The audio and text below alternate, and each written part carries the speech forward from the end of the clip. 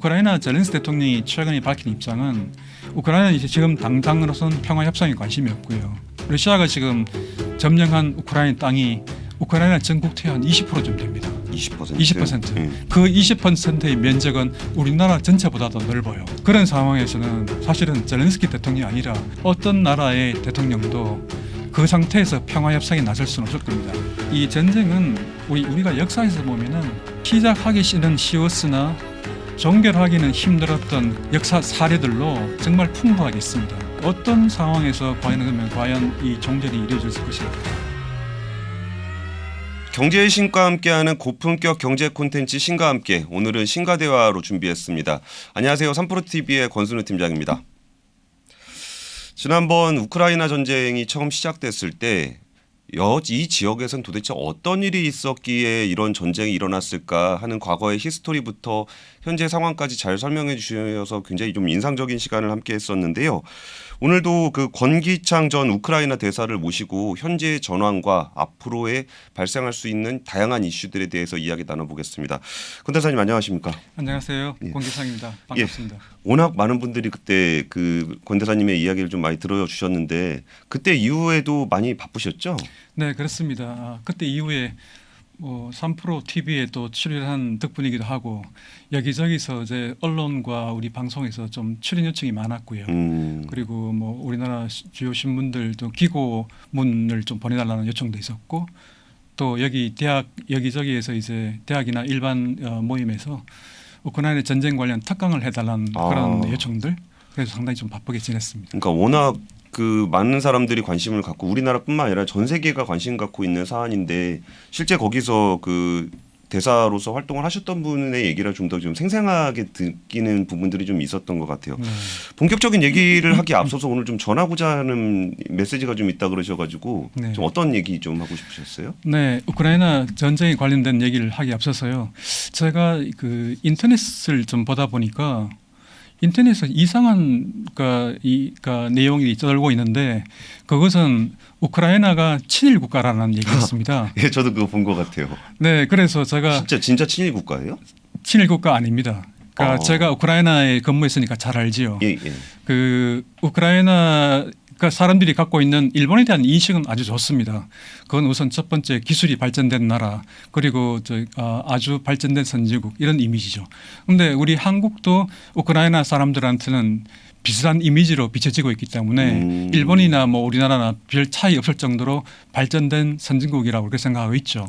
근데 사실 그냥 단순하게 생각해봐도 우크라이나가 그 멀리 떨어져 있는 굳이 친일이라는 거는 우리나 신경 쓰는 거지 우크라이나 사람들이 그런 거 신경 쓸까 싶기도 한데 그런 얘기가 왜 나오게 되는 거예요? 네, 저도 그 인터넷과 여러 가지 좀 자료를 이제 찾아보니까 그 근원이랄까요? 그 소스가 하나의 지도에 있더군요. 아, 지도요? 네, 그 지도를 우선 보여드리고 말씀드리겠습니다. 예.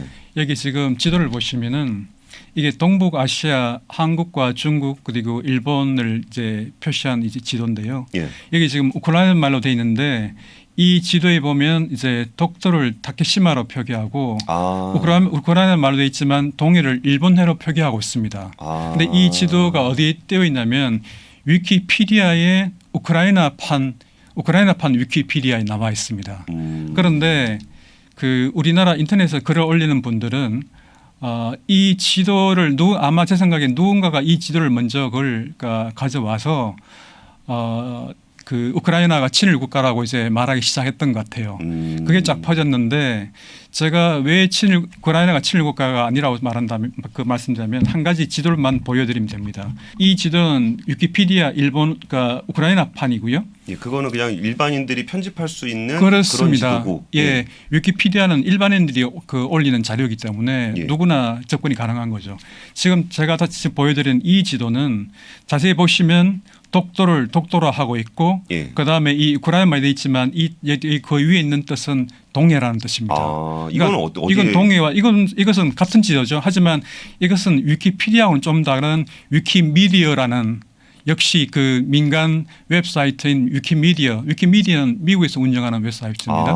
그런데 이건 이제 미국에서 운영하는 위키미디어의 우크라이나판인 거죠. 우크라이나 버전인 것입니다. 왜냐하면 우크라이나만 돼 있으니까요. 예, 예. 그래서 사실은 이 똑같은 지도로 이 그 되어 있지만 하지만 이가 표기법은 완전히 다른 거거든요. 그럼 사실은 그게 이것도 역시도 우크라이나 버전인데 아까 그 우크라이나가 친일 국가라고 주장하는 그런 분들은 제가 첫 번째 보여드린 우크라이나 이 지도상에서 독도를 다케시마로 표기하고 동해를 일본해로 표기한 그 지도만을 가지고 쓰니까 우크라이나가 친일 국가라는 그 논리가 구성이 되는 겁니다. 근데 어떻게 보면은 우리가 이제 키예프라고 부를 때 네. 특별히 무슨 목적을 가지고 키예프라고 불렀던 건 아니었었잖아요. 네, 그냥 그렇죠. 그 나라 언어를 잘 모르고 이게 어떤 그 문화적 배경을 갖고 있는지 모르고 그냥 쓰던 말이었는데 오히려 우크라이나에서도 좀 그럴 수도 있을 것 같기도 해요. 그럼 네. 오히려 그럼 우리 외교부가 조금 더 신경 써서 네. 이거 좀 수정을 하면 더 좋지 않을까요? 사실은 지금 뭐 제가 우리 외교부하고도 좀 협의를 일전에 한번 했었는데요. 예. 근데 사실은 좀 이런 내용들은 이게 우리나라 영역에서 벌어진 일이라면 여기 있는 주한 우크라이나 대사관에서 사실은 처리하는 게 맞고요. 예. 이런 일이 이게 지금 만약에 그러니까 우크라이나가 친일 국가라는 그런 논리라든가 그런 주장들이 한국에서 우리나라에서 벌어졌기 때문에 예. 주한 우크라이나 대사관에서 사실 처리한 게 맞긴 한데 주한 우크라이나 대사관은 지금 워낙에 전쟁으로 결혈이 없다 보니 그럴 경황이 없는 것 같아요. 제가 사실 이 주한 우크라이나 대사관 측에다가도 제가 이 지도 두 개가 다른 게 다 있다는 걸 알려줬었거든요. 그래서 일단 제 생각에는 제가 이번에 출연한 김에 이 말씀을 확실하게 짚고 넘어가야 되겠다고 말씀드린 거고요.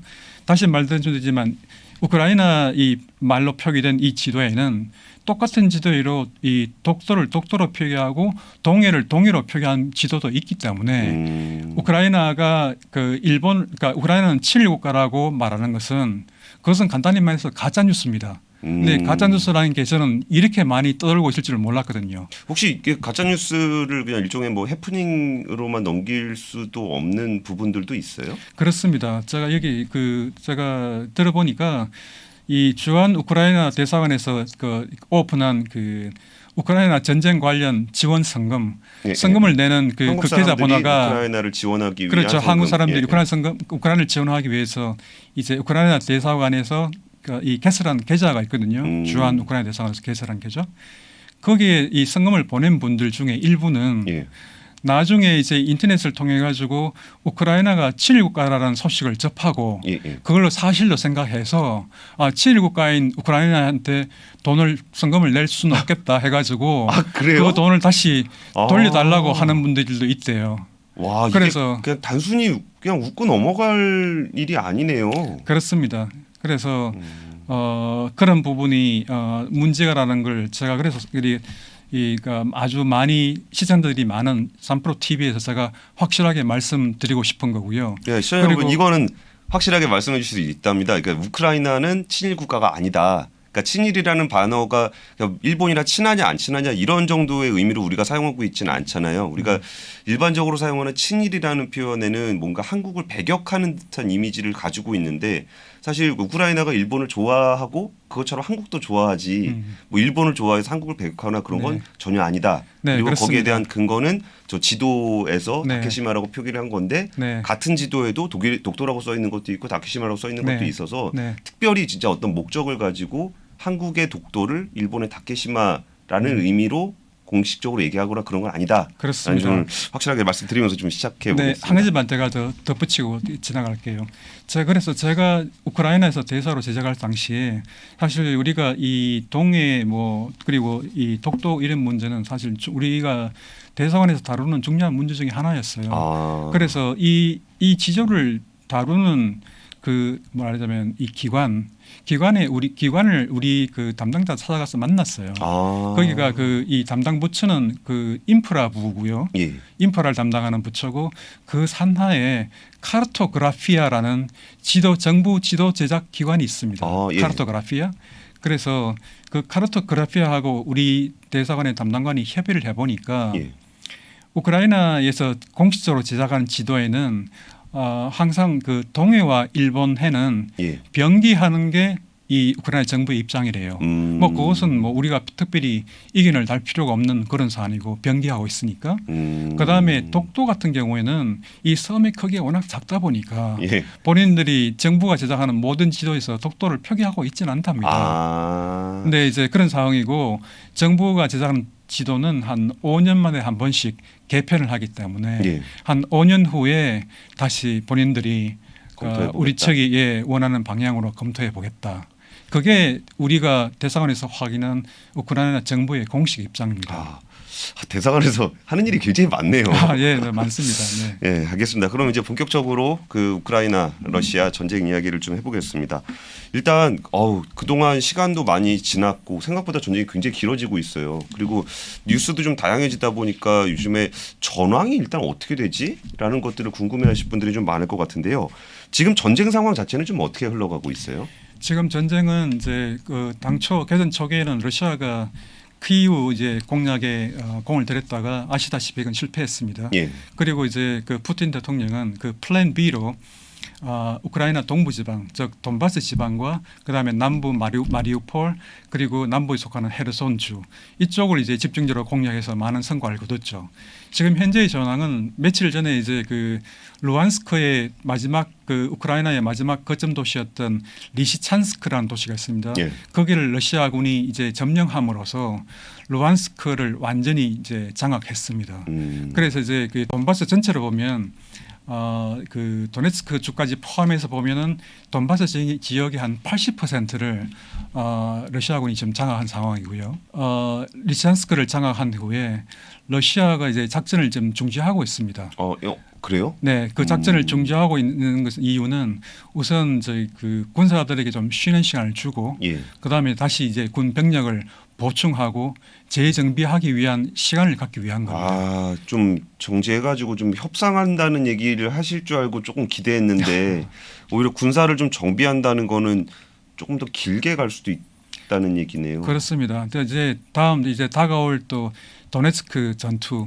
도네츠크를 둘러싼 전투에 이제 대비하기 위한 일종의 하는 준비 시간을 지금 갖는 그런 휴직인 셈이죠. 그럼 그 휴직기 동안 우크라이나도 뭔가 좀 준비를 해야 될 것 같은데 우크라이나는 좀 어떻게 준비하고 있어요? 그렇습니다. 우크라이나는 사실 지금 이 루안스크에 있었던 전투에서 밀리게 된 것은 서방이 지원하기로 약속했던 무기들이 빨리빨리 도착하지 않았기 때문입니다. 지금 우크라이나로서는 지금 러시아제 그리고 소련제 무기들을 중심으로 되어 있고 그다음에 그 무기를 쓰는 탄약과 포탄들이 대부분 좀 떨어져 가고 있어서 이제 그 서방의 무기들이 그 도착해야 이제 제대로 된 전투를 할 수 있는 그런 상황이거든요. 그래서 그런 것들을 지금 기다리고 있는 상황입니다. 그럼 오히려 지금 러시아가 휴지기를 좀 갖고 있는 게 우크라이나 입장에서도 조금 필요한 상황인 거네요. 사실은 서로에게 좀 필요한 것 같고요. 러시아도 루안스크를 점령하는 과정에서 병력 손실, 그다음에 이제 그 무기 손실도 많이 있었기 때문에 지금 그런 휴지기를 이용해서 병력을 보충하고 무기를 다시 또 보완하고 재공급하는 그런 기간이 필요하고요. 그다음에 우크라이나로서도 지금 이런 잠시 쉬는 기간을 활용해서 도네츠크에 있는 그 방어 기지들 다시 그 방어 기지 태세를 점검해서 보완하고 그다음에 이제 서방의 무기들을 갖다가 계속 받아서 이제 배치하는 그런 지금 시간이 좀 필요한 겁니다. 알겠습니다. 사실 그 전쟁은 이제 아무래도 군인들이 하게 되는 건데 그 전쟁 지역 자체가 우크라이나다 보니까 이 우크라이나 지역의 피해도 굉장히 상당할 것 같아요. 그리고 또 뭐 러시아는 군인들만 와 있다 그러지만 우크라이나에는 이제 민간인들도 많이 살고 있잖아요. 그 우크라이나의 어떤 난민을 비롯한 그 현지의 어떤 상황들은 좀 어떤가요? 네, 우선 그 우크라이나 지금 금년 2월에 전쟁이 개시된 이후에 우크라이나에 한 830만 명의 난민이 지금 발생했습니다. 굉장히 많죠. 그래서 유엔 난민기구에서 발표한 자료에 의하면은 그 830만 명 중에서 한 550만 명이 그 폴란드로 갔다고 해요. 그래서 폴란드에서 그 폴란드로 간 난민들 사실 폴란드가 이 우크라이나 난민들 가장 많이 수용한 나라입니다. 폴란드가 수용한 난민 숫자는 그 이외의 유럽 국가라도 간 난민들 다 합쳐도 폴란드로 간 우크라이나 난민 숫자만큼 안 되거든요. 그렇겠네요. 800만 예. 명이 난민인데 500만 네. 명이 폴란드로 갔다 그러면 나머지 그렇습니다. 다 합친 것보다 훨씬 네네. 많네요. 그래서 그 폴란드 정부로서도 사실 이런 대규모의 난민을 접수해 본 적이 없기 때문에 예. 사실 경제적으로도 굉장히 좀 어려운 상황이 있고요. 그리고 난민들도 사실은 대부분이 95% 이상이 그 어린이들, 여성들 그리고 노인들입니다. 그 저기 남자들은 대부분 그 우크라이나 전쟁에 지금 다 참여하도록 총동원령이 내려졌기 때문에 국외로 나갈 수가 없고요. 그래서 이런 말하자면 이제 어린이, 여성, 노인들 중심으로 되어 있는데 사실 거기서 이제 식량을 구해야 되고 그다음에 그 숙소, 그다음에 계속 그 어떤 거기서 살아나가기 위해서는 또 일자리도 필요합니다. 그렇죠. 그래서 이런 것들이 사실 여성을 중심으로 일자리까지 구하는 것은 정말 쉬운 일이 아니거든요. 예. 그래서 뭐 사실 자기 집을 떠나서 외국에서 살아나간다는 것이 이게 사실 뭐 이만저만 고생이 아닙니다. 그래서 굉장히 많은 좀 어려움을 지금 난민들이 갖고 있고요. 와, 근데 진짜 그냥 혼자 외국 나가도 힘든데 네. 500만 명이 한 번에 갔다라는 거는 네. 진짜 일자리를 구해도 나 혼자 일할 때가 네. 일자리를 구하는 거지 500만 명이 일자리를 네. 구하고 있으면 정말 누군가의 후원 없이 네. 독자적으로 생존할 수 있는 구조는 아닌 것 같아요. 네, 그렇습니다. 그래서 일부 이제 폴란드에는 사실 특히 우크라이나에서 가서 일하는 사람들이 많았어요. 폴란드에서는 통계가 좀 일정치 않은데 뭐 거의 한 200만 명 가까이 우크라이나인들이 폴란드에서 일했다는데 거기서도 상당수 사람들은 우크라이나 전쟁에 참전하겠다고 돌아갔습니다. 그러니까 특히 좀 일반 노무자들 예. 좀 그런 그러니까 사람들이 많았다는데요. 그런 빈 자리를 우크라이나 여성들이 채우고 있다고 그래요. 물론 뭐 거칠고 힘든 일이지만 난민으로 살아가면서도 그런 일을 마다할 수는 없기 때문에 이제 그런 식으로 일자리라도 이제 그러니까 감지덕지하고 찾는다는 얘기죠. 친일 아닙니다. 이런 때 정말 그 난민들을 위해서 뭔가 좀 성금을 내시거나 할 때 그런 가짜 뉴스 때문에 왜곡돼서 후원을 좀 아끼신다거나 그러지는 좀 않으셨으면 좋겠네요. 지금 그 민간인 아까는 난민에서 말씀드렸지만 지금 유엔이 그 발표한 그 민간인 사망자 수는 지금 공식적으로 확인된 숫자가 민간인이 5,024명, 아이고. 그다음에 부상자가 6,500명이거든요. 하지만 이것은 공식적으로 확인된 숫자에 불과한 것이지 예. 사실상은 훨씬 더 이걸 그러니까 전쟁으로 사망한 러시아의 폭격이나 뭐 이런 걸로 사망한 사람 숫자는 훨씬 더 많다고 보여지고 예. 그 숫자는 이미 마리오폴 같은 도시 하나만으로도 사망한 민간인이 한 1만 명은 더 넘을 거라고 지금 추산을 하고 있습니다. 그리고 키우 인근 지역인 부차와 이르핀 같은 데서는 한 400명 이상의 사람들이 손이 두 일에 묶인 채로 이제 살해됐고요. 그래서 지금 지금 최근 한 그 2주 동안만 하더라도 러시아가 지금 여기 그 하리키우, 오데사 이런 지역들, 그다음 도네츠크 이런 지역을 갖다가 폴타브주까지 포함해서 한 4개 주에 그 순항 미사일 쏘고 그다음에 다연장 로켓포를 쏴가지고 뭐 쇼핑센터라든가 그다음에 이제 아파트 거주 지역 이를 폭격했습니다. 그래서 지금 많은 또 사망자가 났고요. 그래서 지금 이 정도면 거의 뭐 제너사이드라고 불릴 수 있는 대량 학살 수준이에요. 그래서 지금 전쟁 초기에는 이제는 어떤 우발적으로 전투 중에 미사일이 떨어져서 민간인 사상이 좀 발생했었는데 예. 지금은 러시아가 의도적이고 전략적으로 이제 민간인 살상을 하고 있어요. 이것은 우크라이나 아마 항전 의지를 꺾기 위한 걸로 보여지고요. 제가 하나의 드라마를 하나 좀 인용하고 싶은데 그 지금 영국에서 만든 그 넷플릭스 드라마 브리저턴이라고 있습니다. 네, 혹시 보셨는지 모르겠는데 예. 그러니까 영국 귀족 사회를 다룬 얘기거든요. 거기 보면 나레이션에서 이제 이런 말이 나와요. 사랑과 전쟁에서는 모든 것이 허용된다. 근데 아마 이 드라마는 기본적으로 이 귀족 사회의 사랑에 관한 드라마이기 때문에 아마 사랑이라는 것도 전쟁처럼 치열한 것이라는 걸 말하려고 했던 것 같아요. 근데 실제로 뭐 사랑에서는 모든 것이 허용되겠지만 현대 전쟁에서는 모든 것이 허용되지 않습니다. 허용되면 안 되죠. 그렇죠. 예. 그래서 2002년도에 이제 만들어진 그러니까 국제형사법원에서는 이 전시 중에서 일어나는 범죄들 그 대표적인 3가지를 꼽고 있는데 전쟁 범죄, 그다음에 대량 학살 범죄, 영어로 예. 제노사이드죠. 그다음에 인도의 반환죄. 이 세 가지를 저지른 이 사람들에 대해서 형사적으로 기소해서 처벌할 수 있도록 하고 그다음에 2018년도 같은 경우는 그 세 가지 범죄에다가 침략 범죄라는 것도 추가했어요. 침략 자체를 침략 범죄. 그러니까 crime of aggression에 해서 침략 전쟁을 기획하고 말하자면 수행한 말하자면 그 나라의 침략국의 지도적 인사들을 개인들을 처벌을 할 수 있도록 하는 그런 그 조항까지 추가했습니다. 사실 지금 러시아가 이 민간인들에 대해서 하고 있는 그런 학살이라든가 그런 그 살상은 이건 뭐 그런 국제형사법원에서 지금 제기하고 있는 그 네 가지 이 형태의 범죄 사실은 다 해당되는 예. 그 정도입니다. 그래서 더 국제사회에서 지금 규탄을 받고 있고 지탄을 받고 있는 그런 상황이죠. 사실은. 근데 걱정스러운 게 그 지탄을 과연 러시아가 얼마나 신경을 쓸까. 네.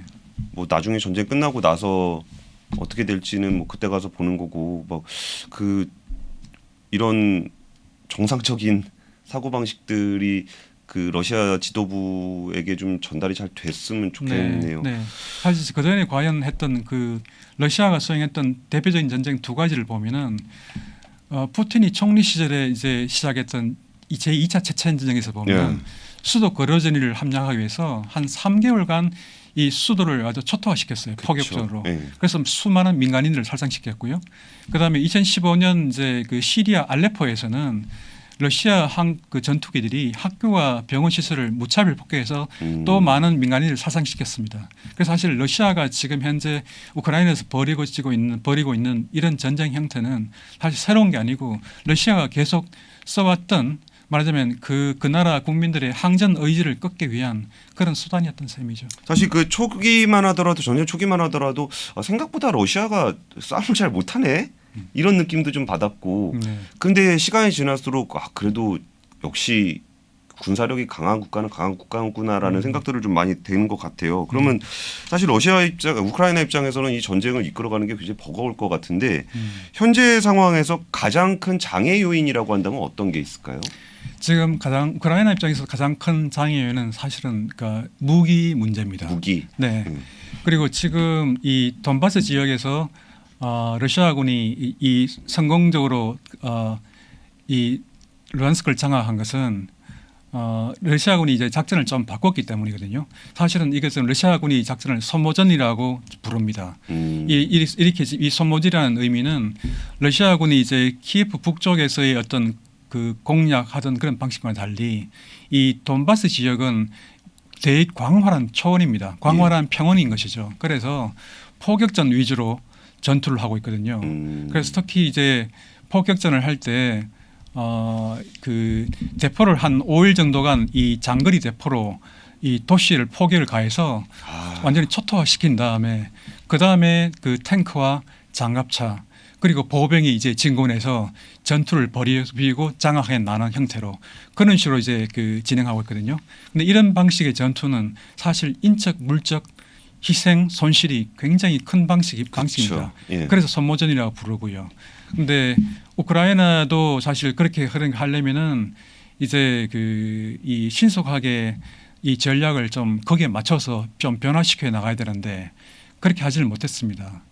제가 하나의 사례를 말씀드리면 그 과거 이제 프러시아군의 군사 이론가였던 카를 본 클라우제비츠라는 분이 있어요. 굉장히 유명한 군사 전략가입니다. 예. 이분이 전쟁론이라는 유명한 책을 쓴 이 분이고요.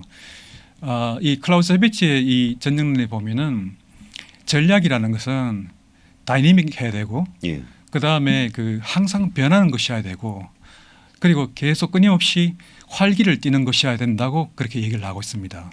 그것은 이유는 전쟁이라는 게 우리 군의 일반적인 행동뿐만 아니라 그러니까 이 교전 당사자 간의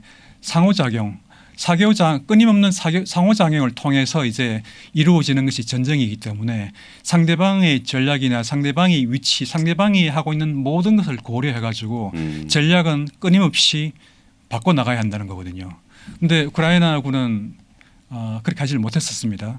그래서 지금 지금 우크라이나와 서방이 지금 이제 그 하고 있는 방식은 지금 현재 이제 밀렸지만 서방에서 이제 그 제공하는 무기들은 이제는 러시아 이 대포보다 더 고성능의 그런 무기들을 이제 집중적으로 지금 지원하고 있거든요.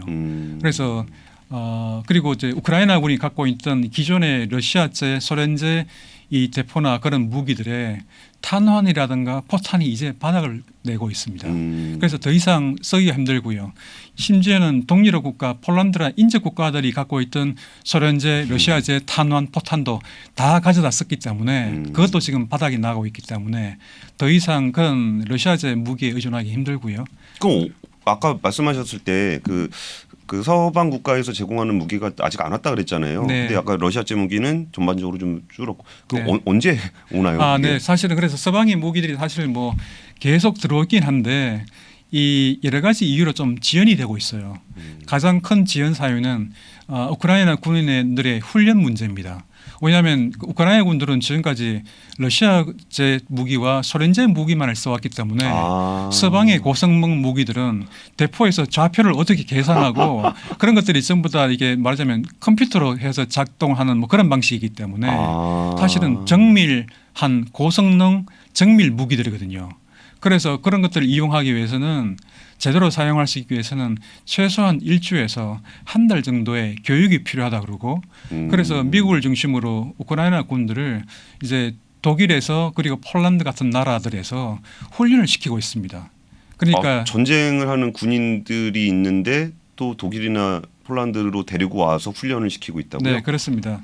그리고 훈련인데 어차피 전쟁이 지금 1, 2주 만에 끝날 건 아니니까 그리고 서양이 나토가 운영하는 이 나토식 무기들을 써야 되고 이제는 그러니까 훈련은 필수적이고 해서 뭐 어쩔 수 없이 이제 전쟁에서 싸우는 군인들을 빼가지고 일부 빼가지고 훈련시킨 다음 무기와 함께 다시 우크라이나 전장에 보내는 그런 식으로 운영하고 있기 때문에 이제 그러다 보니까 무기들이 충분히 모이지 않은 것이죠. 그래서 그리고 충분히 우크라이나 군들을 훈련시키지 않은 상태에서 무기를 먼저 보내면 무기가 분실될 위험성도 있고 혹시는 밀매 시장이 나올 수도 있고 그래서 오늘 뭐 파이낸셜 타임스 기사에 이런 서방에서 이런 우려를 갖고 있다 하더라고요. 혹시 지원하는 무기가 추적이 잘 안 되기 때문에 혹시 국제 밀매 시장에 나올 그런 가능성을 내서 좀 우려하고 있고 그래서 지금 우크라이나 정부와 함께 무기 추적 시스템을 지금 만들고 있다고 합니다.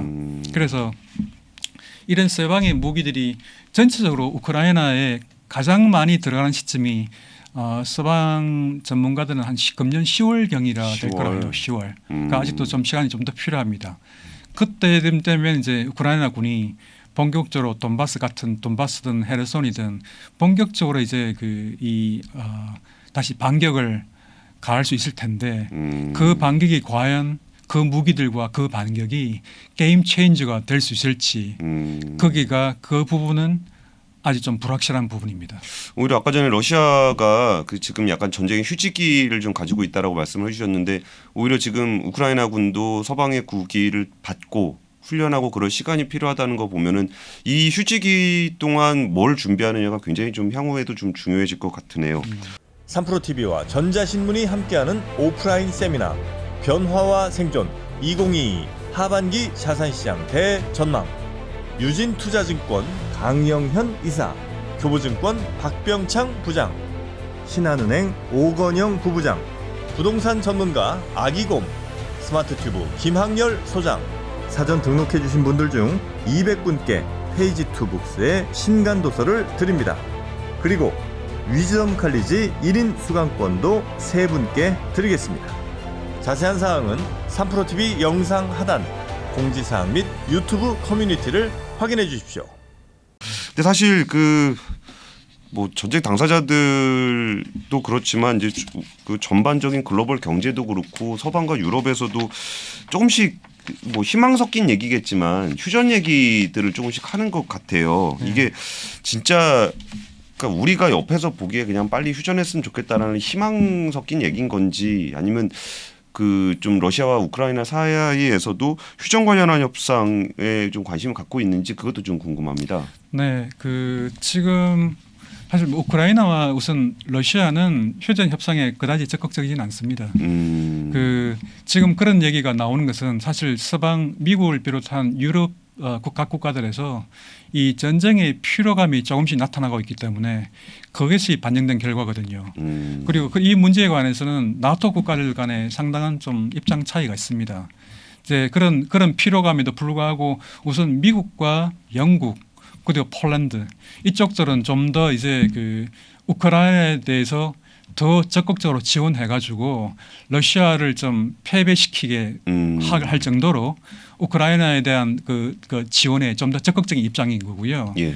그리고 뭐 그러니까 유럽 국가들 중에서 프랑스나 독일, 이태리 뭐 물론 이런 나라들도 우크라이나의 지원은 적극적으로 해야 된다고 하지만 우크라이나가 가급적이면 조속히 협상에 나서서 이 외교적 그러니까 협상이라는 이 외교적 방식으로 문제를 풀어 나가기를 그 희망하고 있습니다. 그러니까 그런 온도차가 있는 거죠.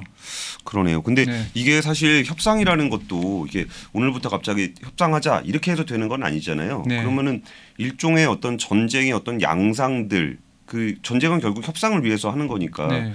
어떤 양상들이 좀 나타나야 우리가 종전으로 가는 그런 과정이라고 좀 볼 수 있을까요? 사실은 이 전쟁은 우리가 역사에서 보면은 시작하기는 쉬웠으나 종결하기는 힘들었던 그런 전쟁의 역사 사례들로 정말 풍부하게 있습니다. 그러니까 하다못해 네. 미국의 롱기스트 워라 그래가지고 뭐 네. 아프가니스탄 들어갔다가 뭐 몇십 년 동안 거의 한 20년 가까이 못 있었죠. 나왔었잖아요. 네네. 그러니까 전쟁은 진짜 끝내기도 정말 어려운 것 같아요. 그렇습니다. 예. 그런데 우크라이나 정전도 그럴 가능성이 상당히 높아 보이고요. 지금 조금 전에 말씀하셨듯이 어떤 상황에서 과연 이 종전이 이루어질 것인가. 자, 우선 우크라이나에서 입장은 우크라이나 젤렌스키 대통령이 최근에 밝힌 입장은 우크라이나는 이제 지금 당장으로선 휴전에 그러니까 그 평화 협상에 관심이 없고요.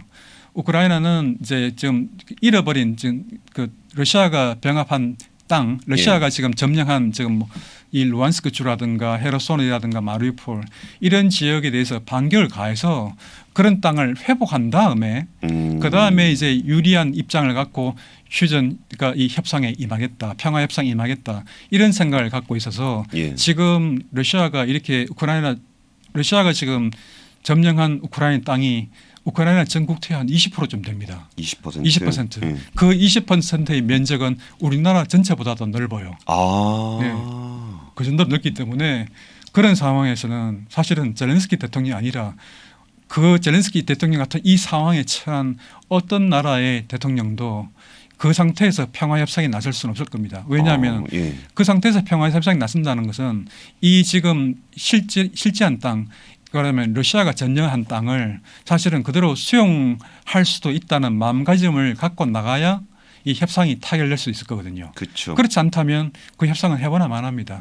그러게요. 협상 테이블에 간다는 거는 지금 정도에서 마무리를 하자라는 뉘앙스일 건데 그렇습니다. 이미 국토의 20%가 뺏겨 있는 상황에서 그걸 나가면은 그걸 인정해 버리는 모양새가 되니까 오히려 젤렌스키 대통령 젤렌스키 대통령 아니라 누구라도 협상을 임하려면 최소한 잃어버린 국토 정도는 회복하고 나서 협상에 나설 가능성이 있다는 거죠. 그리고 한편 러시아로서도 푸틴 대통령이 이제 그 본인이 원하던 이제 돈바스를 이제 80% 점령했고 앞으로 아마 나머지 20%를 더 점령하려고 그랬죠. 그런데 만약에 지금 상태거나 앞으로 몇 달 후에 20%까지 채워서 돈바스를 완전히 점령해서 돈바스 점령하고 마리우폴 헤르손까지 이어서 이제 영로 회랑을 완성했다고 치면 거기 가서 이제 우크라이나가 협상하자 그래서 나갔다 친다면 그 자기 본인들이 러시아가 점령한 땅을 러시아 영토로 우크라이나가 인정하는 토대가 있어야 그 평화협상이 타결이 이루어지지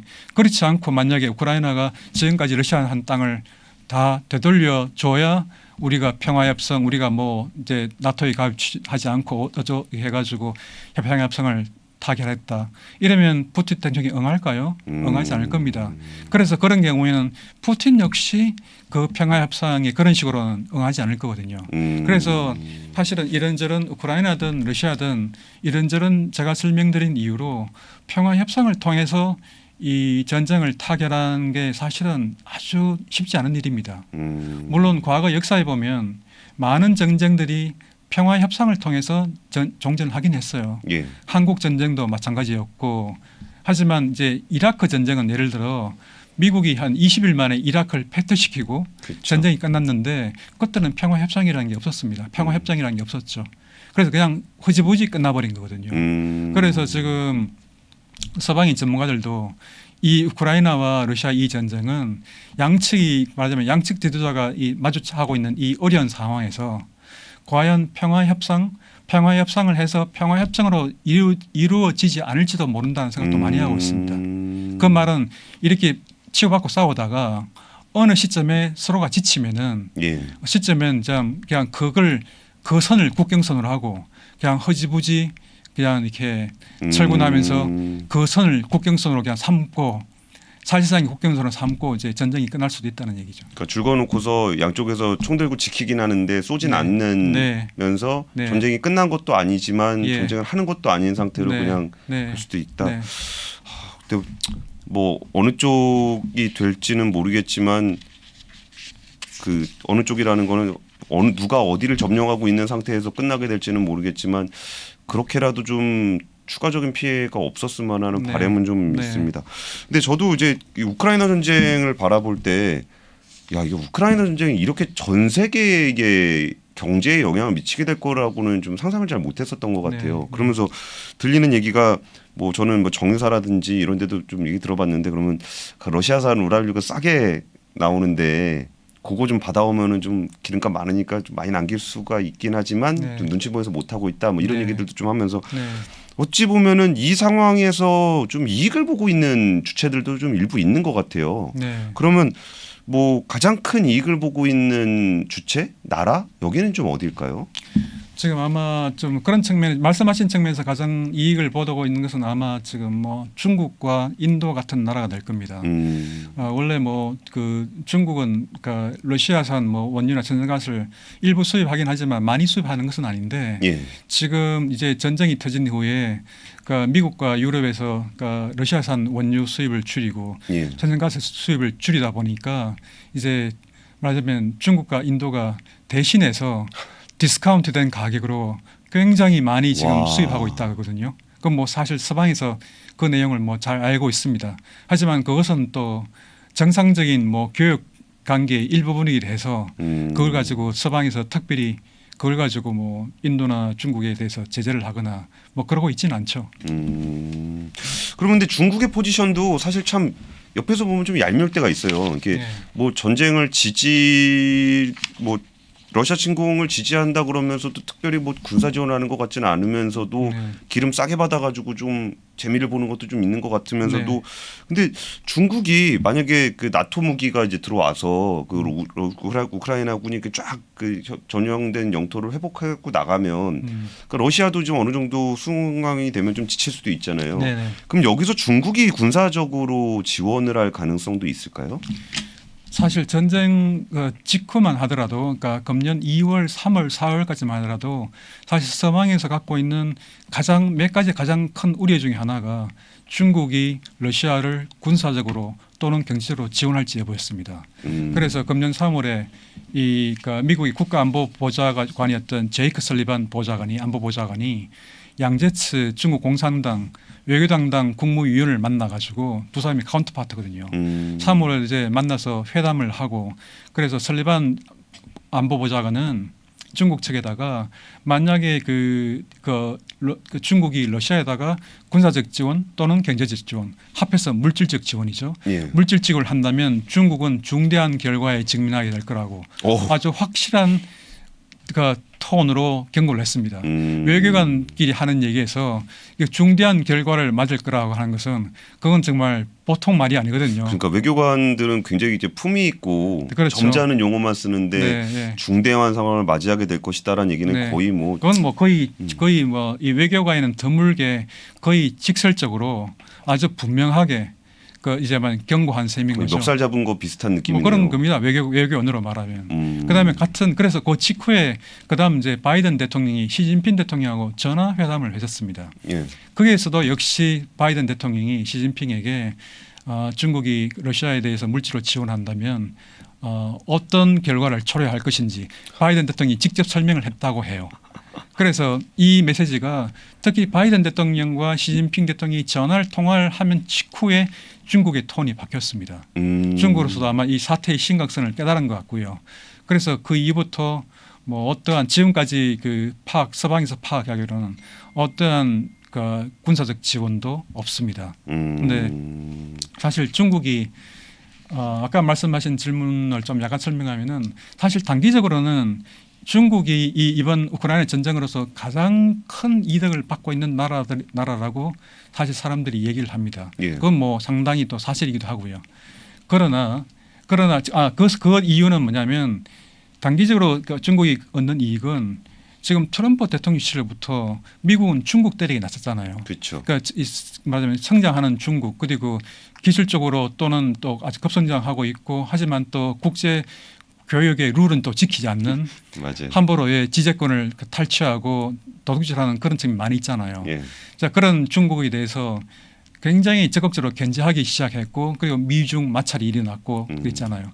그래서 지금 단기적으로는 미국의 온통 관심은 우크라이나 전쟁에 일어나서 우크라이나 지원과 더 러시아 제재 뭐 이런 쪽에 가 있기 때문에 예. 중국으로서는 굉장히 편한 상황이죠. 지금 단기적으로는. 그러게요. 심지어 미국에서는 뭐 중국에 대한 중국 제품에 대한 관세율을 내리는 것까지 지금 검토하고 있을 정도니까요. 그러나 이건 단기적으로 그렇고 장기적으로 보면 절대로 중국에 이롭지 않습니다.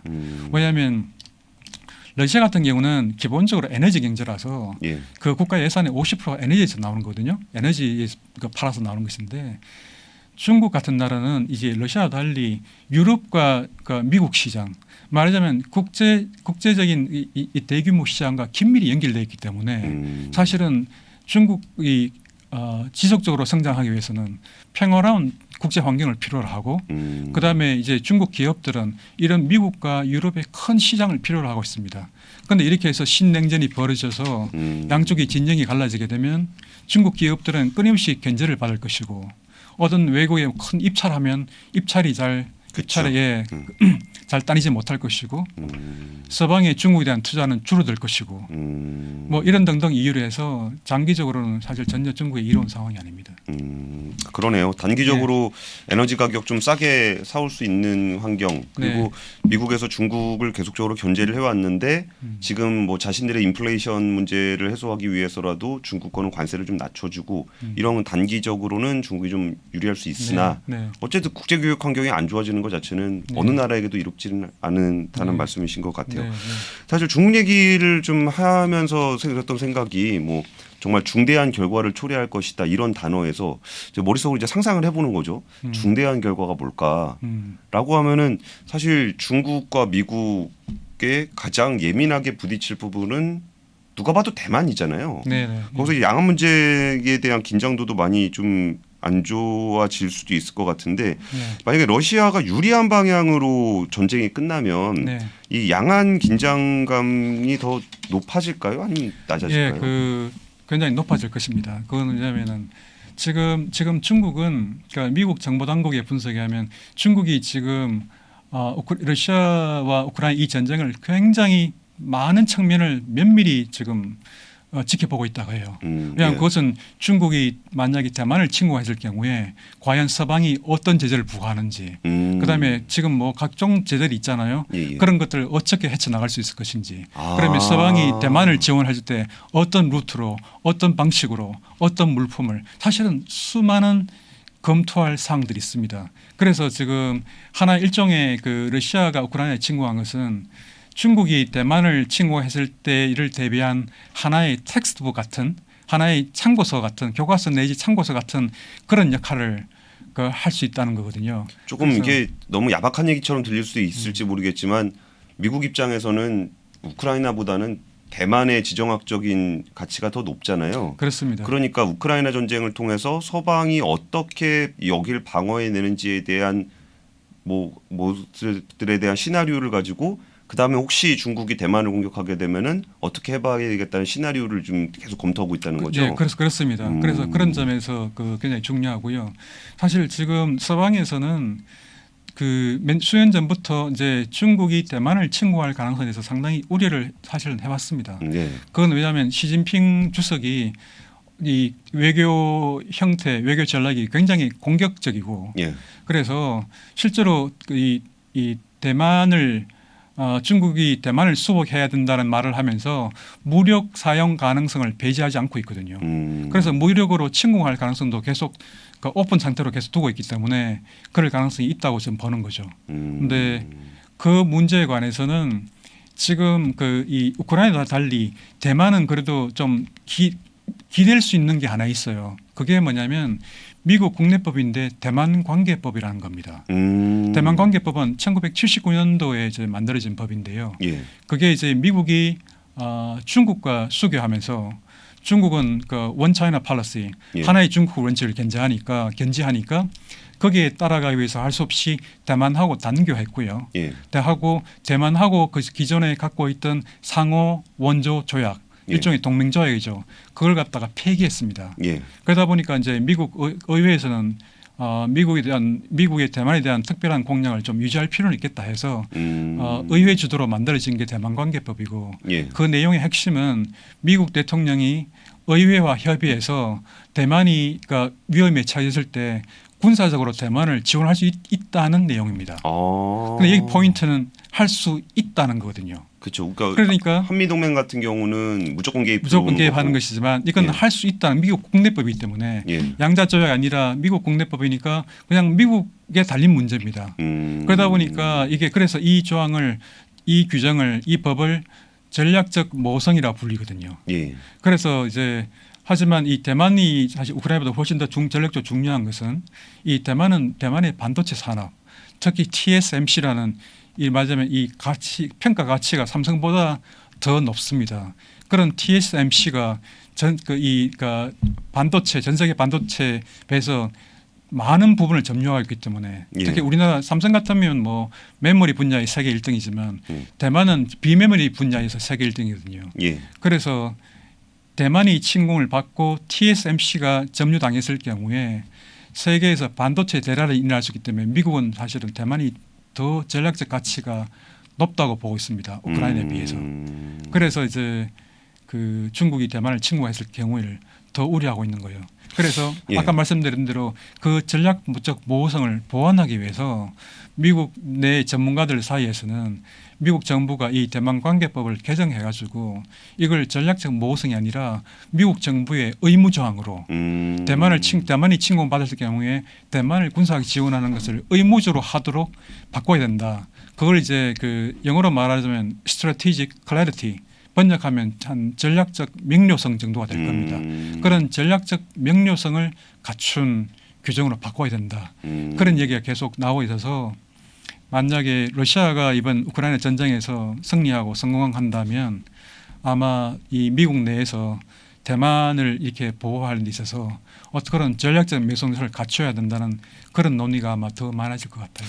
와, 이게 미국 입장에서 우크라이나 전쟁을 이제 대만에 적용하면 어떻게 돼야 되는지를 스터디를 하고 있다 그러면 사실 중국 입장에서는 러시아 전쟁을 보면서 자기네가 대만을 침공했을 때 어떤 상황이 펼쳐질지에 대한 시나리오도 이제 쓰고 있을 것 같으네요. 그렇죠. 예, 그러니까 러시아가 정말 우크라이나 전쟁에서 러시아 입장에서 약간 성공적인 결과를 얻게 된다면 중국 정부 입장에서는 그럼 우리도 한번 해볼 수 있겠다라는 네. 생각이 들면서 양안의 긴장감이 더 고조가 될 수 있다는 그렇습니다. 그런 말씀인 거죠. 네네. 그리고 아까 경직적으로 그러면 뭐 지원을 해야 된다라고 된다면 그거는 뭐 진짜 전쟁에서 지원을 하겠다라는 것보다는 우리가 확실하게 들어갈 거니까 너네 절대 들어오지 마 이런 메시지로. 네, 사실은 그런 메시지가 되는 거죠. 사실 우크라이나가 이번에 러시아의 침공을 받은 것은 러시아가 침공하기 직전에 이제 바이든 대통령이 예. 미국은 우크라이나를 군사적으로 지원하지 않는다. 그런 메시지를 사실은 굉장히 명확히 했었거든요. 그게 그러니까 3차 대전을 막기 위한 조치이긴 하나 이제 미국 내 일각에서는 그걸 왜 그렇게 명확히 밝혀서 러시아로 하여금 편안하게 러시아를 침공하게 만들었나 그런 또 일각의 비판도 있었습니다. 그렇겠네요. 예전에 푸틴 대통령이 했던 얘기라고 좀 인터넷에서 봤는데 이렇게 뭐 3차 대전, 4차 대전 뭐 얘기 나오면서 뭐 어떻게 전쟁이 펼쳐질 것 같으냐 그랬더니 3차 대전은 잘 모르겠는데 만약에 4차 세계 대전이 벌어지면은 우리는 돌도끼를 들고 싸워야 될 것이다. 네. 그게 이제 3차 세계 대전이 네. 나면은 정말 우리 아무도 네. 살아남을 수 없을 거란 얘기인데 네, 그렇습니다. 그렇기도 하네요. 바이든 네. 대통령은 좀 너무 극단적인 상황을 피하기 위해서 그 얘기를 했던 건데 네, 그게 오히려 러시아가 침공을 할 수 있는 네, 네. 뭐 분명히 서방에서는 안 들어올 거라고 하니까 네. 들어올 수 있는 기회가 네. 된 것 같기도 하네요. 안타깝습니다.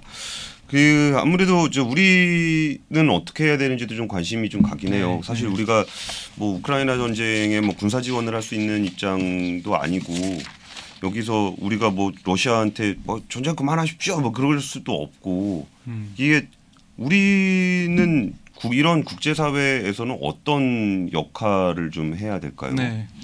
사실은 뭐 우크라이나를 비롯한 그 나토 동맹국들 여기 크게 보면 국제사회에서 사실 우리나라에 대해서 거는 기대도 상당히 지금 큰 것으로 지금 감지되고 있습니다. 아, 그래요? 예.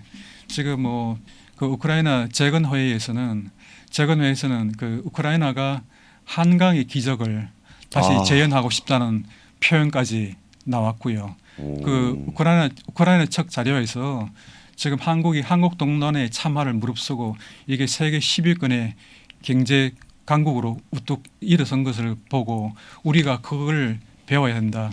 그런 구체적인 얘기까지 나오고요. 그다음에 지금 그 제가 한 가지 드리고 싶은 것은 이제 미국이 발간한 외교 전문지 Foreign Affairs가 있습니다.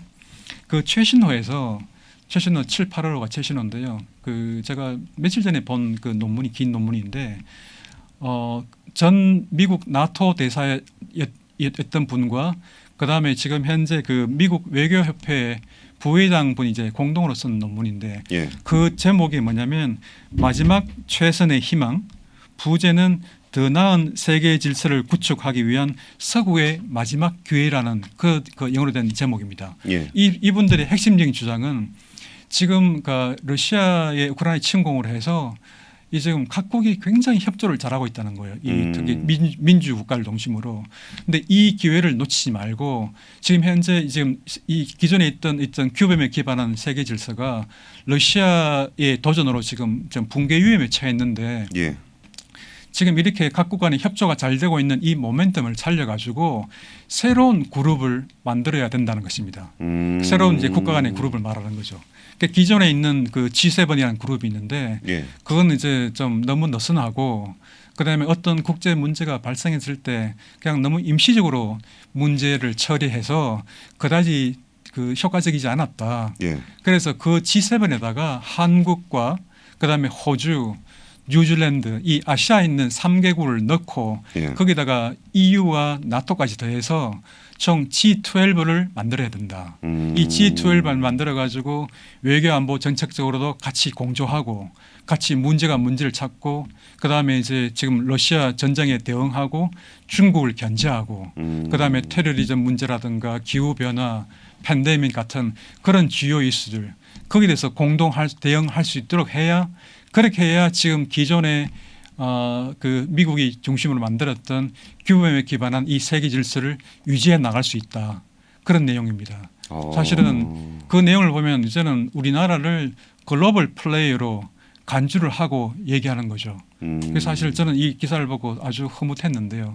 그만큼 그런 제안이 과연 워싱턴에서 또는 뭐 동경에서 파리에서 G7 국가들이 어떻게 생각할지는 모르겠어요. 그리고 이게 과연 그렇게 현실화될 수 있을지는 모르나 하지만 지금 그 자체로도 우리나라에 대한 기대가 크고 우리나라의 그 역할에 대한 어떤 그런 기대가 크구나 느껴지게 되고요. 사실은 어떤 나라의 지위가 이렇게 올라가면은 예. 그냥 지위만 그냥 올라가는 게 아니라 항상 개인도 마찬가지지만 거기에 대한 책임이 따르거든요. 그러니까 아까 대사님이 뭐 흐뭇하다고 말씀하셨는데 저는 왜 우리한테 이런 역할을 자꾸 기대하면 우린 또 옆에 중국도 굉장히 우리한테 중요한 교역국이고 해서 아까 이런 그 G12로 만들었을 때 분위기를 보아하니 이게 뭐 중국을 견제하는 그런 측면도 있는 것 같아서 우리 또 그런 상황 처해지면은 좀 선택하기 어렵지 않을까라는 좀 부담도 좀 되긴 했었거든요. 뭐 그런 부담이 틀림없이 있겠습니다. 그 아주 날카롭게 보신 거고요. 다만 이제 우리가 개별적으로 뭔가를 뭐 예를 들어 러시아에 대해서 중국에 대해서 뭔가 조치를 하면 그건 바로 보복 조치가 들어올 가능성이 있지만 이렇게 그룹으로 어떤 그룹이 결정하는데 따라가면서 사는 것은 그만큼 그 어떤 그 중국이든 러시아든 그 나라 국가들이 우리를 대할 때 좀 다르게 보는 측면이 있기 때문에 그 점에서는 그런 보복 조치나 그런 것들 갖다가 좀 안 하게 하거나 혹시는 약하게 하거나 하는 그런 효과가 있을 거고요. 한편 우리로서도 만약에 우리가 G12라든가 그전에 트럼프 대통령이 원했던 뭐 D10이라든가 민주주의 동맹 같은 거요. 그런 걸 들어가 할더라도 우리가 중국과 러시아를 대할 때는 굉장히 섬세하게 굉장히 신중하게 사실은 외교를 잘 해야 됩니다. 그러니까 불필요하게 중국과 러시아를 자극할 필요는 없는 것이죠. 그래서 좀 더 이제 제가 이렇게 이런 G12에 대한 논의 그리고 그 만약에 우리를 글로벌 플레이로 보고 이렇게 들어가는 것은 한국 장기적으로 볼 때 저는 그건 좋은 일이라 생각합니다. 그러니까 하지만 지금 말씀하셨다시피 사실은 이 어떤 지위에는 당연히 책임이 따르는 것이고 사실 이제 미국에서 이런 얘기가 나오는 것은 그만큼 미국이 모든 부담을 지는 것이 아니라 그 지금 그런 말하면 같은 역할을 책임을 분담하자는 거죠. 그런 아시아의 그 이런 선진국 몇 나라를 더 추가함으로써 또 이런 나라를 포함해서 모두가 역할을 분담하고 책임을 분담해서 같이 국제 문제를 해결하자 나가자는 거니까 우리가 사실은 그냥 좋아만 해야 되는 건 아니고 당연히 그런 역할을 그런 분담을 하겠다는 의지를 갖고 있을 때 그런 걸 할 수 있을 때 아마 우리가 이런 데 들어갈 수 있을 겁니다. 알겠습니다. 우크라이나 전쟁 상황에 대한 이야기 뭐 단기적으로 끝나기는 쉽지 않을 것 같아요. 그리고 어쨌든 그 이후에도 우리가 이제 그 글로벌하게 갈라져 있는 갈등의 골이 한 번에 메워지지도 않을 거고 그 안에서 우리는 이제 다양한 복잡한 이런 상황 속에서 막중한 책임과 부담을 가지면서도 섬세하고 지혜롭게 무슨 선택을 해 나가야 되겠죠. 국제사회 일원으로서. 근데 아까 말씀 중에 그 한강의 기적 얘기해 주신 부분이 우리가 이제 앞으로 어디와 어떤 편을 지어서 어떻게 상대를 대할까를 고민하는 건 너무 어려운데 한강의 기적으로 우리가 많이 도와주는 거는 정말 부담 없이 할 수 있잖아요. 그래서 정말 이 우크라이나 전쟁이 좀 빨리 끝나고 좀 모두 다 만족할 수 있는 결과로 끝이 나서 정말 우리가 경험한 한강의 기적을 우크라이나를 통해서 실현하고 국제사회를 통해서 야 역시 한강의 기적이 최고야 하는 그런 모습들이 좀 나타났으면 좋겠네요.